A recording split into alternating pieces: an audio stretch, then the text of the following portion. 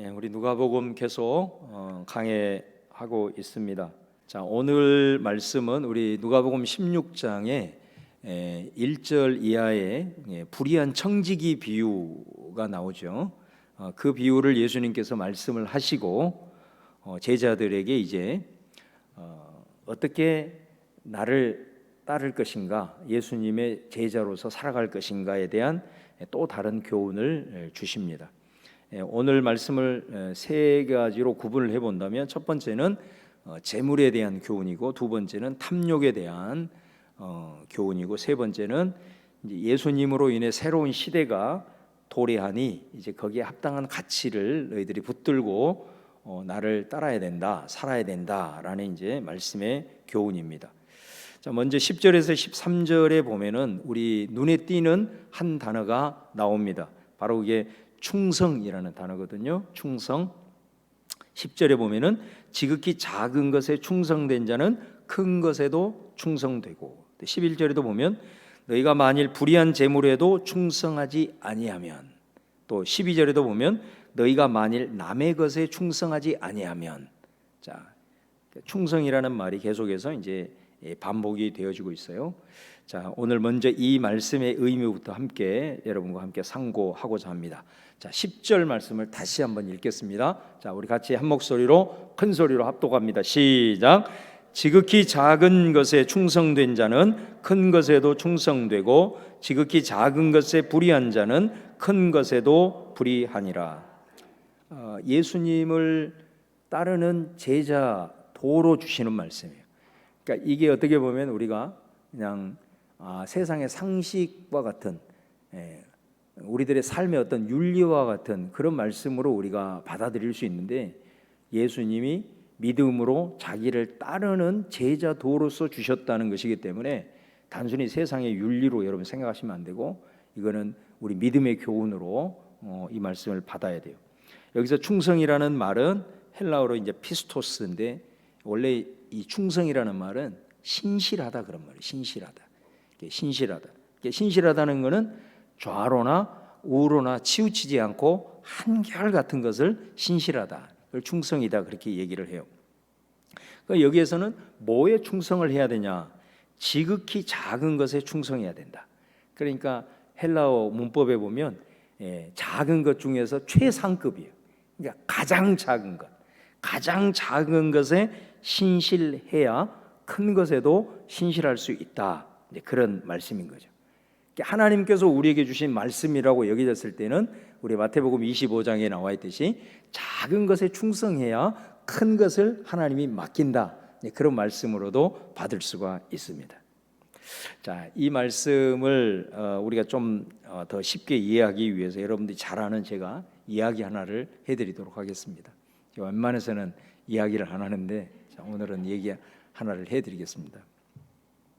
옛날에 어느 시골 마을에 아주 부자 할아버지 한 분이 살고 계셨는데, 자린고비라고 아시죠? 굉장히 인색하고 구두쇠 영감이었습니다. 이제 이분이 환갑이 되었어요. 환갑. 그러니까 지금은 100세 시대지만은 옛날에는 환갑이면 살 만큼 산 거예요. 그러니까 환갑 잔치를 크게 이제 하지 않았습니까? 그래서 이분도 이제 내가 살 만큼 살았으니 그렇게 생각을 하고 자기의 집에 많은 종들이 있는데 이 종들을 이제 풀어주기로 했어요. 그래서 너네들 자유를 줄 테니 이제 가서 마음껏 살아라. 이 머슴들이 얼마나 좋아하겠어요. 그래서 이제 주인 어른 환갑 잔치를 아주 기쁨으로 좋아하면서 환갑 잔치를 이제 준비를 하는 겁니다. 준비를 하는데 이제 환갑 잔치가 이제 다 잘 끝났어요. 잘 끝나고 그 종들이 환갑 잔치를 잘 치르기 위해서 얼마나 수고했겠어요. 그래서 굉장히 이제 피곤했겠죠. 근데 피곤한데 그 주인 어르신이 종들을 다 불러 모은 거야. 다 모아가지고 너희들 이 잔치 하느라 너무 피곤하지, 고생 많았다. 그런데 말이야, 내가 정말 급하게 쓸 때가 있어서 그런데 오늘 좀 밤에 새끼를 좀 꽈라. 여러분 아시죠? 새끼 꼬는 거. 그래 짚을 그냥 큰 다발로 그냥 막 왕창 던져놓고 이제 할아버지가 가는 겁니다. 그러니까 이제 머슴들이 투덜투덜 하는 거예요. 이 영감이 지금 본전 생각났나 그러면서 밤새껏 우리 지금 피곤해 죽겠는데 새끼를 꼬라니 이게 무슨 심술인지 모르겠고 하면서 막 투덜투덜하면서 이 종들이 막 대충 굵게 막 새끼를 다 갖고 왔어요. 근데 그 중에 한 명의 이 종이 그래도 주인 어른이 쓸 데가 있어서 그러려니 이렇게 생각을 하고 아주 얇게 잘 이렇게 주인 그 말에 순종하면서 그렇게 이제 꼬았다. 다음 날이 되었습니다. 자, 너희들 꼰 새끼줄을 다 어깨에 메고 나를 따라오너라. 이제 다 자기가 꼰 걸 어깨에 메고 이제 이렇게 주인을 따라가는. 옛날에 그 시골에 가면 광 아시죠? 광. 그 광으로 들어가니까 거기 안에 엽전이 가득한 거예요. 그러니까 여러분 엽전 옛날 엽전 돈이잖아요 이게. 근데 가운데 구멍이 뚫어져 있지 않습니까? 그러면서 그 주인이 하는 말이 너네들 각자가 꼰 새끼줄에다가 엽전을 꿰을 수 있는 데까지 다 꿰 넣어가지고 이제 너희들 가서 잘 살아라. 그랬다는 이야기입니다. 여러분 이 사람은 일반적으로 큰 것을 선호해요. 그리고 높은 자리, 큰 자리를 선호하는 경향이 있습니다. 근데 사실은 여러분도 지금까지 이렇게 같이 인생을 살아왔겠지만은 처음부터 큰 자리, 높은 자리 앉을 수는 없는 겁니다. 어느 순간 우리가 세상 말로 운이 좋아가지고 1억 천금을 벌 수도 있고 어느 순간 내가 잠자고 일어나 보니 유명 인사가 운이 좋아가지고 될 수는 있을 수 있습니다. 그러나 그 자리를 지키는 것은 절대로 운으로 될 수가 없는 겁니다. 이건 실력으로만 가능합니다. 내가 그 자리에 올라가는 것은 운이 좋아가지고 탁 한번 올라갈 수 있을지는 몰라도 그 자리를 유지하는 것은 절대로 운으로 될 수가 없는 거예요. 실력이 없으면 그 사람에게는 그 자리 자체가 고통이고 그 자리 자체가 굉장히 자기를 오히려 죽음으로 내모는 자리가 될 수 있는 것이죠. 그렇기 때문에 작은 것부터 차근차근 준비해 나가고 다져가는 것이 굉장히 중요한 것임을 우리가 압니다. 그래야 결국은 우리가 큰 일도 잘 감당할 수가 있는 거죠. 근데 개중에 보면은 겉멋만 든 사람들이 있어요. 그 사람은 결국 가보면 나중에 작은 일도 감당하지 못해서 끙끙거리면서 패배자처럼 살아가는 그런 경우를 많이 보았습니다. 여러분 오늘 우리 주님께서 나를 따라오려는 제자들에게 주신 말씀이에요. 작은 것, 지극히 작은 것에 신실할 수 있어요. 하나님도 큰 것을 맡기고 큰 것에도 신실할 수 있는 거예요. 작은 것에서 불성실하면 결국은 그 사람은 큰 일이 맡겨져도 불성실할 수밖에 없다라고 하는 말씀을 제자도로 주시고 계세요. 그 다음에 두 번째는 11절에 보면 11절을 한번 봉독하겠습니다. 시작. 너희가 만일 불의한 재물에도 충성하지 아니하면 누가 참된 것으로 너희에게 맡기겠느냐. 여기 보면 뭐에 충성을 해야 되냐? 불의한 재물에도 충성해라 이런 표현이 나오거든요. 이 불의한 재물이라고 하는 말이 우리 이미 살펴본 대로 예수님이 불의한 청지기 비유에서 이 똑같은 말을 해요. 16장 9절입니다. 9절. 16장 9절. 자, 여기도 같이 한번 읽어볼게요. 시작. 내가 너희에게 말하노니 불의의 재물로 친구를 사귀라. 그리하면 그 재물이 없어질 때에 그들이 너희를 영주할 처소로 영접하리라. 자, 여기도 보면 불의의 재물이 나오죠. 오늘 본문에는 불의한 재물, 헬라어 원문에는 똑같은 단어예요. 근데 여기서 이 불의의 재물, 불의한 재물이라고 했을 때는 여러분 이 재물이라고 하는 거는 그 자체로 선하게 판단 기준이 없습니다. 이 돈이라고 하는 것은 그것 자체가 선하고 악하지를 않죠. 이거는 어떻게 보면 가치 중립적인 겁니다. 근데 왜 예수님은 이 재물을 불의한 재물이라고 얘기를 했냐면 재물을 누가 사용하죠? 인간들이 사용한다. 사용하는 인간이 악하기 때문에 이 재물이 가치 중립적임에도 불구하고 악한 곳에 사용이 되어질 수 있다. 사람을 죽이는데도 이 재물이 사용될 수도 있고 무언가를 파괴시키는데도 사용될 수 있고 악한 인간이 악한 일에 사용하기 때문에 이 재물의 속성이 그런 속성이, 원래는 재물은 그런 게 아닌데 악한 인간이 사용하기 때문에 불의의 재물이라는 속성을 가지고 있다라는 것을 말하고 있는 거거든요. 그러니까 이러한 속성을 가지고 있는 재물, 자, 이런 재물로 어떻게 할래? 너희들 불의한 곳에 사용을 해야 되겠니? 쓸데없는 곳에 사용을 해야 되겠니? 가치 없는 곳에 사용을 해야 되겠니? 그게 아니고 그것을 가지고 9절에서 뭐라고 해요? 친구를 사겨라. 여러분, 이 친구는 문맥의 의미에는 가난한 자예요. 약한 자예요. 그러니까 그들에게 자선을 베풀고 그들을 구제하는데 사용을 해라. 그것이 재물을 아주 선하게 가치 있게 사용하는 것이다. 불의의 재물의 속성이 있지만은 그것을 가지고 이런 선한 곳에, 이런 귀한 곳에, 가치 있는 곳에 사용을 해라. 그럼 어떻게 된다는 거예요? 결국 그 재물은 절대적인 게 아니고 상대적이기 때문에 언젠가는 없어질 것이고 지나갈 것이고, 여러분, 우리 사실은 요즘은 다 카드를 갖고 다니지만 우리 지폐를 이렇게 갖고 다닐 때 그 지폐가 오늘은 내 것이지만 슈퍼에서 물건 사면 내 것이 아닌 거예요. 또 은행에 가면 다른 지폐가 내 것이 되는 거예요. 이게 어떻게 보면 재물의 속성을 잘 반영하는 거예요. 오늘 내 것이라고 하지만 이것이 항상 내 것이 아니라는 거예요. 이게 재물의 속성이라는 거예요. 언젠가는 없어질 이 재물, 상대적인 이것을 가지고 참으로 귀하고 가치 있는 곳에 사용을 했을 때는 어떻게 되냐? 영원한 것이 하늘나라에 저장을 하는 것이 된다. 다시 말하면 너를 영원히 거주할 처소로 인도하는 것이 된다라고 말씀을 하고 있는 거예요. 그러니까 여기에서 불의한 재물에 우리가 신실해야 된다라고 하는 이 예수님의 말씀은 언제든지 악하게 사용될 수 있는 이 재물을 일단은 우리가 소중히 여기고, 결국은 이거는 없어질 거고, 이 세상에 주님 외에는 절대적인 게 없기 때문에 나 자신도 역사 속에서 지나가는 존재가 되는 거고, 이 세상도 지나가는 거고, 재물도 지나가는 그 상황 속에서 내 것이 되다가도 남의 것이 될 수 있는 이걸 가지고 정말로 가치 있는 곳, 다시 말하면 주님이 인정할 만한 하늘나라의 창고에 쌓일 수 있는 그런 곳에 사용을 해라.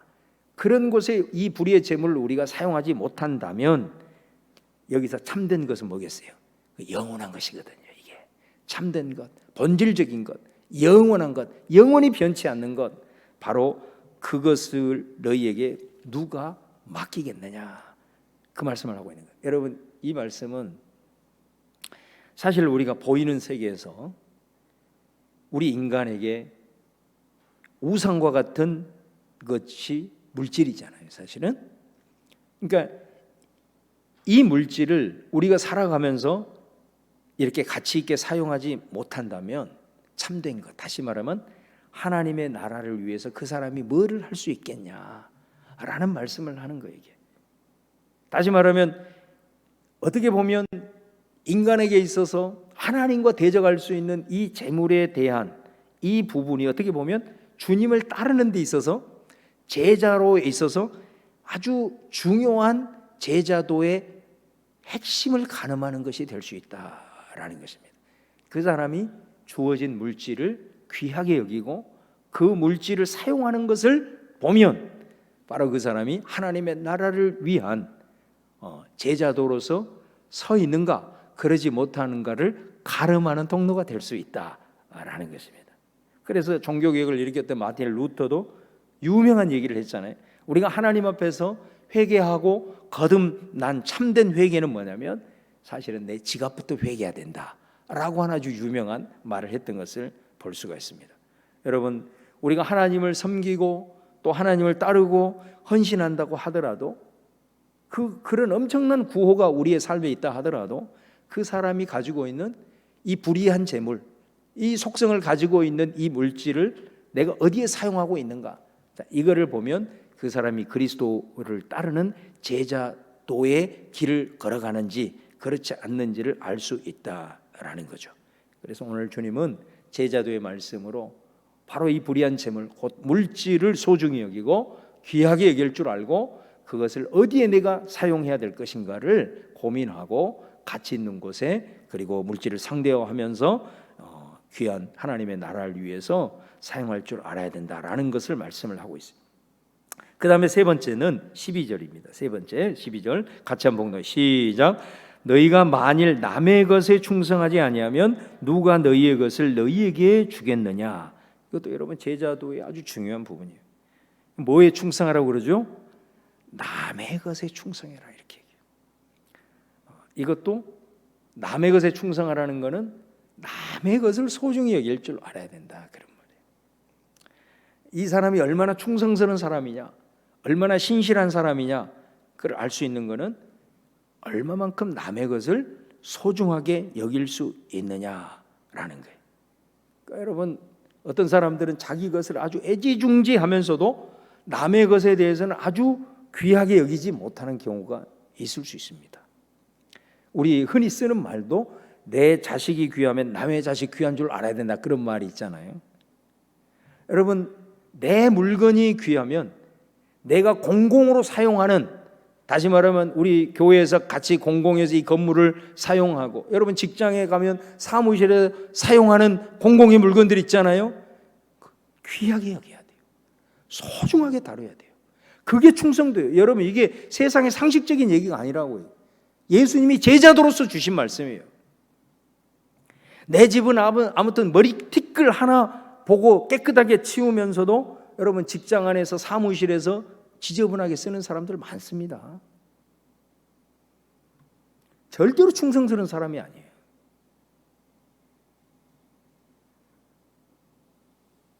남의 것, 홀이라도 내가 공공으로 사용하는 모든 것에 대해서는 내 것처럼 귀하게 여긴 것이 그게 충성스러운 사람이고 제자도에 있어서 너무너무 중요하다. 공공의 재정도 소중하게 생각해야 됩니다. 규모 있게 써야 돼. 오늘 주님이 말씀하잖아요.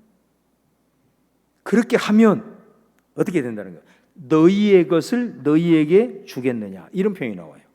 누가 너희의 것을 너희에게 주겠느냐. 이거 굉장히 독특한 표현이에요.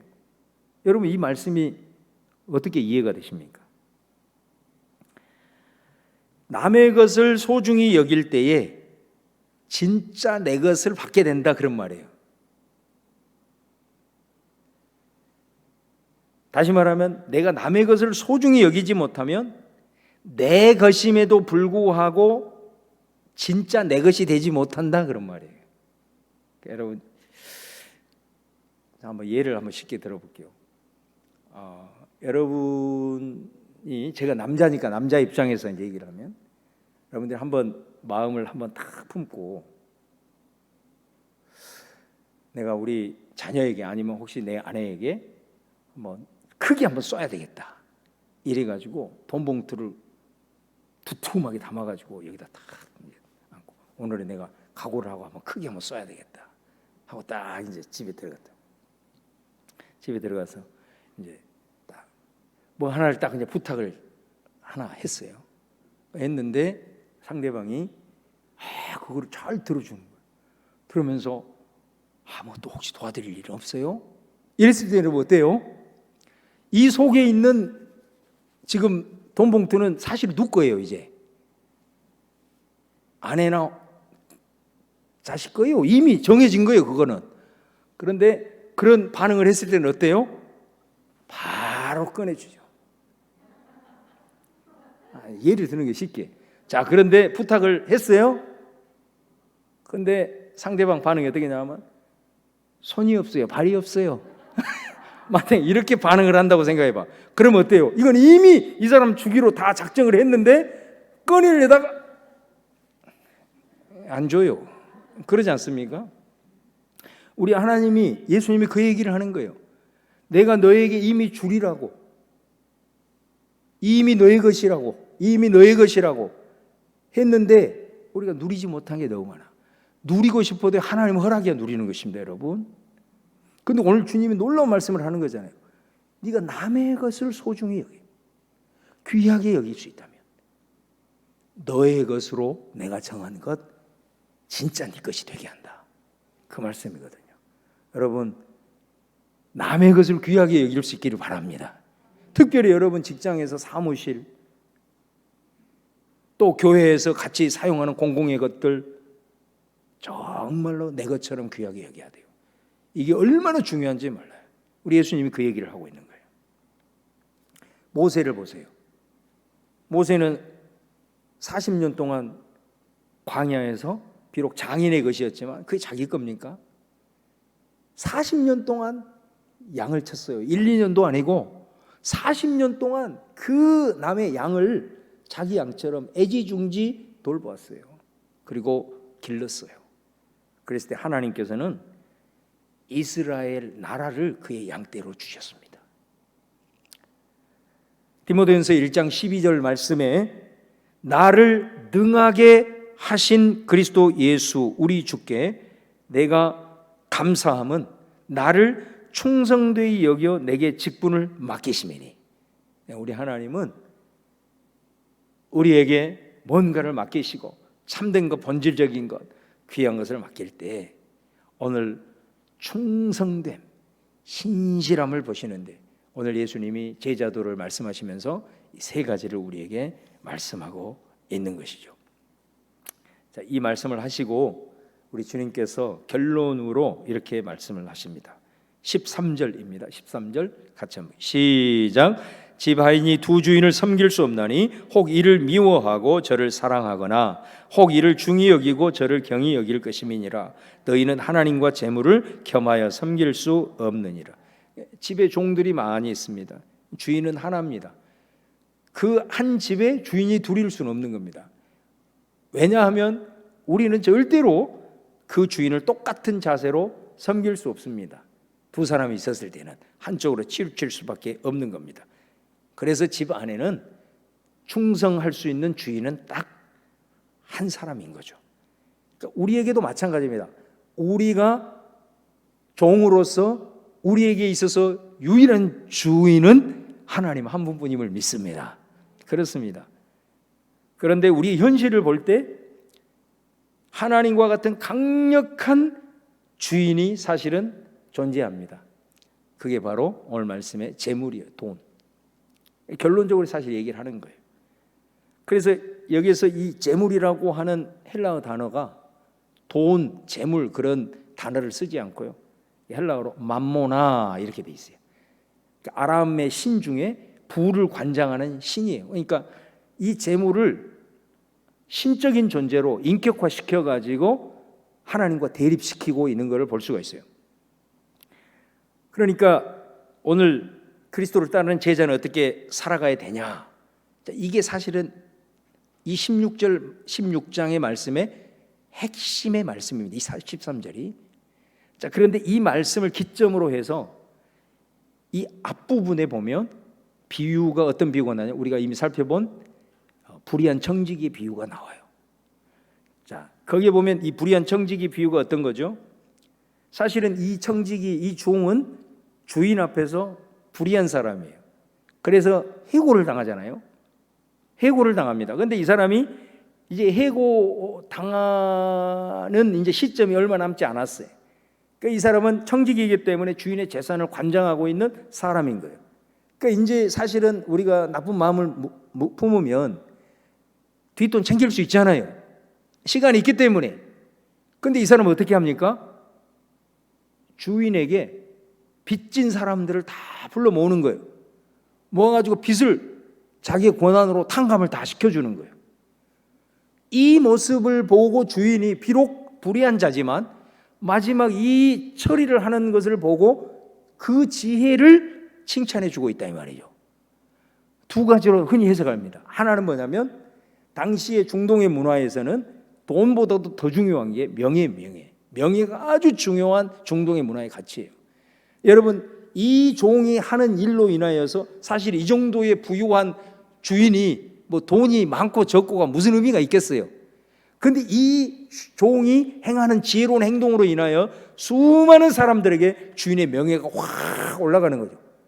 이 종이 했더라도 종이 했다고 생각하겠어요? 야, 저 참 주인은 너무나도 인자한 분이구나. 자비가 넘치는 분이구나. 또 하나는 뭐냐면 아까 얘기했던 대로 자기가 뒷돈을 얼마든지 챙길 수 있지만 이 청지기는 자기가 해고를 당하면서도 돈을 상대화시킬 수 있었다는 거예요. 절대로 돈을 추종하거나 절대화하지 않고 이걸 과감하게 상대화시켰다는 거예요. 그래서 오히려 이것을 가지고 다른 사람의 빚을 탕감해 주는 일을 했다는 거예요. 그러니까 이 종이 자기가 이제는 해고당하면 어떻게 살아야 될지 보장이 되지 않은 상황에서도 과감하게 재물을 상대화시키면서 선한 일을, 오히려 긍휼을 베푸는 일을 하고 있는 이 모습에 주인이 지혜롭다고 얘기하면서 칭찬을 하시는 거예요. 그러면서 예수님께서 그 종을 칭찬하면서 야, 이렇게 귀한 곳에, 이렇게 가치 있는 곳에 사용한 것에 대해서 칭찬을 하고 있어요. 그런데 이 말씀의 뒷부분에 나오는 비유는 뭐예요? 부자와 나사로의 비유예요. 거기에도 부자가 나옵니다. 근데 그 부자는 돈을 가지고 호화롭게 매일 자신을 위해서 단체를 베풀어요. 그런데 그 집 대문에 거지가 있어요. 거지가. 근데 여러분, 사실 이 부자에게 이 거지는 부담스러운 존재가 아닙니다. 여러분들이 예를 들어서 길을 걸어가고 있는데 어떤 사람이 여러분한테 구걸을 한다고 봐요. 그럼 어떨 때 부담이 되세요? 부담이 될 때는 어때냐면, 내가 봤을 때는 이 사람은 구걸하지 않고도 얼마든지 자기가 노력하면 살 수 있는데 구걸을 하고 있는 사람을 보면 갈등이 생기는 거예요. 이게 주는 게 맞는 건지 안 주는 게 맞는 건지, 이게 부담인 거예요. 그런데 내가 딱 판단을 했을 때 이 사람은 자기 스스로 도저히 살아갈 수 없다라고 내가 판단이 되면 부담이 됩니까? 그것에 부담 느낄 사람은 없어요. 100원짜리 하나를 주더라도 주게 됩니다. 사실 이 부자에게 이 거지 나사로는 전혀 부담스러운 존재가 아닙니다. 왜? 이 나사로는 자기 힘으로는 움직일 수 없는 사람이기 때문에 그렇습니다. 사람들이 이 사람을 메어다가 주인의 그 부자에 내었다가 해가 지면 또 데리고 가는, 자기 스스로 움직일 수 없는, 그러나 이 부자는 그런 사람에게 전혀 관심을, 자기가 먹고 남는 것 그냥 챙겨주면 됨에도 불구하고 그러지 못한 이런 부자의 모습을 보여주고 있다는 거예요. 그래서 결국은 이 비유에 끝나고 난 다음에 결과는 뭡니까? 내세가 있더라. 예수님이 불의한 청지기 비유를 통해서 네가 그런 불의한 재물로 가난한 사람들, 연약한 사람들, 가치 있는 곳에, 귀한 곳에 사용을 했을 때 바로 그것이 너를 영원한 처소로 너를 인도해 가리라, 그 말씀을 했잖아요. 그 말씀이 오늘 이 나사로와 부자의 비유를 통해서 확증이 되는 거예요. 다시 말하면 부자와 나사로가 이 땅에서의 삶이 아니라 영원한 하나님의 나라의 삶으로 들어갔을 때는 역전이 되는 것을 볼 수가 있잖아요. 불의한 청지기가 예수님이 영원한 처소로 너를 인도하리라라는 말씀이 여기에서 나오고 있는 것을 볼 수가 있다라는 것입니다.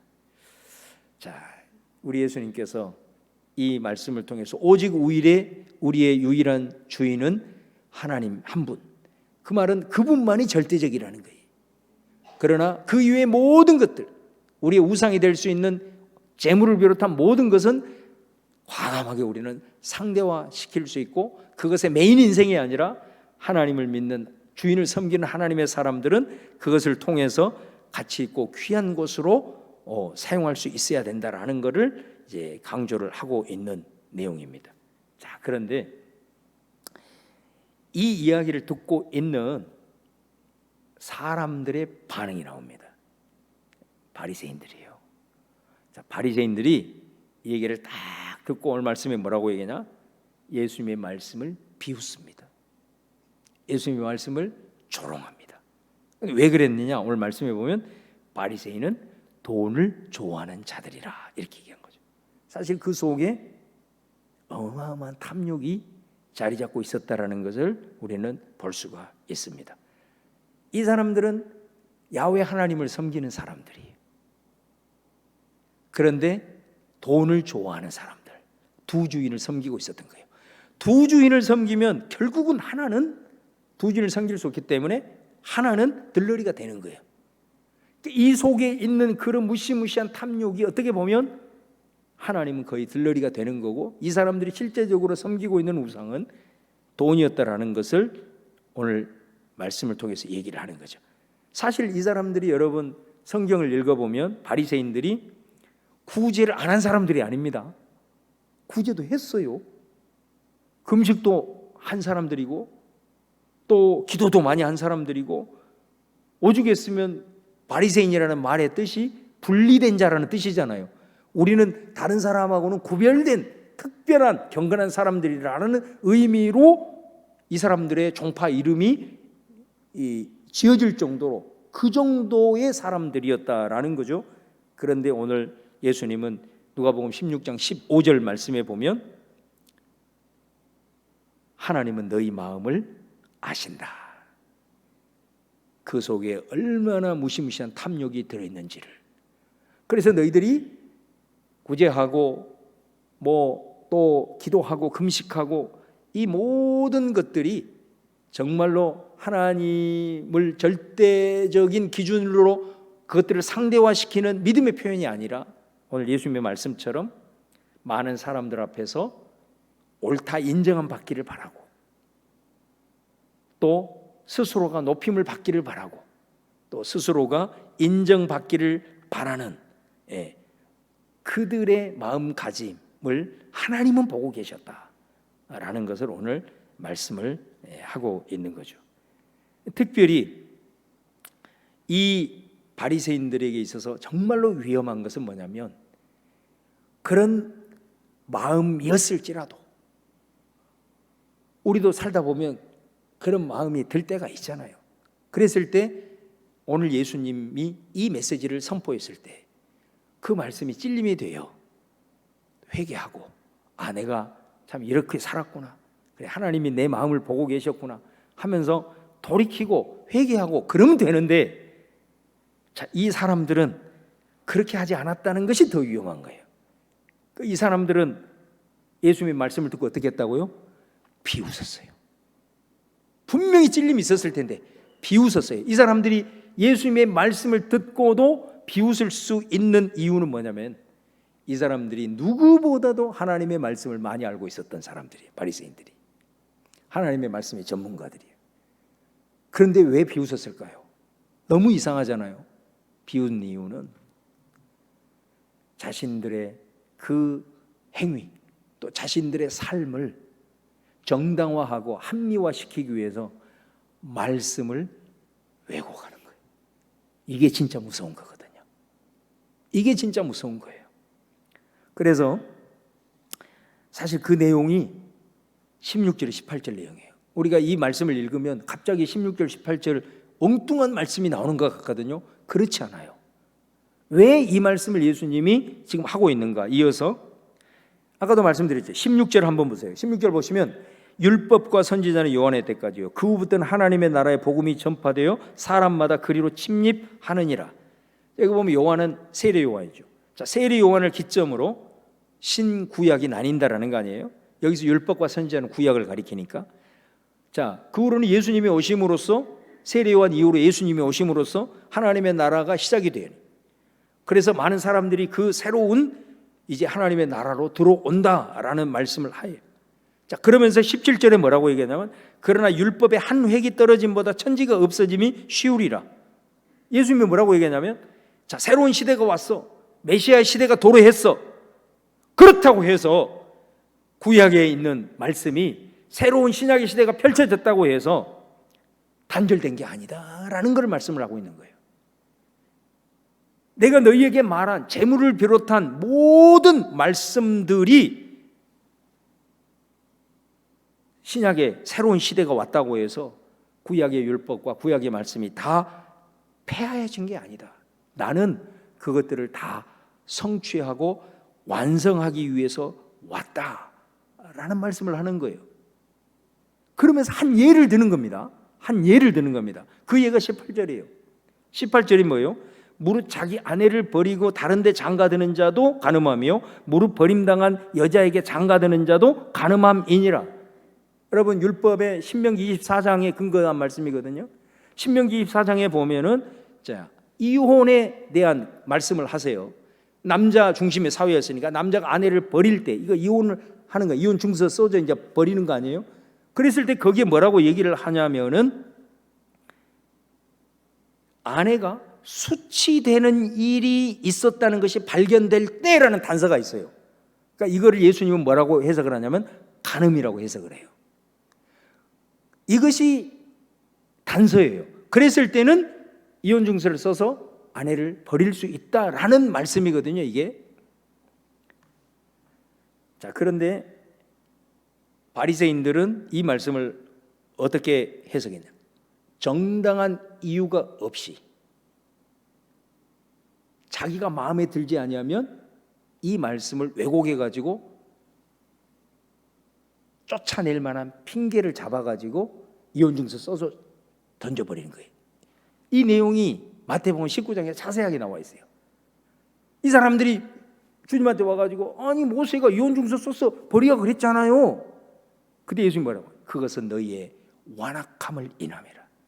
하나님이 짝지으신 것을 사람이 나눌 수 없다. 그렇게 하면서 너희들이 얼마나 마음이 완악하면 그랬겠냐 하면서 예수님 그 말씀의 의미를 풀어주는 거예요. 너희들이 이 말씀을 왜곡했다라는 거예요. 너희들의 편의 위주로 이 말씀을 해석했다라는 것을 예수님이 말씀을 하고 있다라는 것입니다. 여러분, 이 바리새인들이 재물에 대한 말씀을 들었을 때 예수님의 말씀에 비웃었어요. 그 말은 이 말씀을 들었을 때는 적어도 그에게 찔림이 와야 되고 돌이켜야 되고 회개하고 도전이 돼야 되는 이 상황인데도 비웃었다라는 것은 그렇게 말씀을 많이 알고 있는 그들이 자신의 삶을, 자신의 행동을, 자신의 마음의 중심의 탐욕을 합리화하고 정당화시키기 위해서 말씀을 왜곡했다라고 볼 수밖에 없다라는 거예요.